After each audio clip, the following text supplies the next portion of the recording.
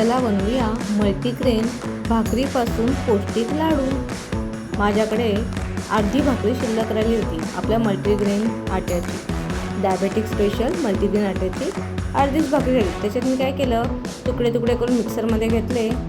थोडंसं 1 वाटी ओला खोबरा घेतला, ओलं नसेल तर सुकं खोबरं घ्या, आणि अर्धी वाटी गूळ घेतलं आणि मस्त मिक्सरमधून ग्राइंड केलं।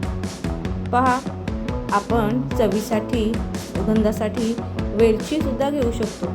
छानसं मिक्सअप केलं आणि पहा, त्याच्यापासून अगदी आपल्या डायबेटिक स्पेशल मल्टीग्रेन आट्याची भाकरी, अर्ध्या भाकरीपासून खूप छान पौष्टिक 5 ते 6 लाडू बनले।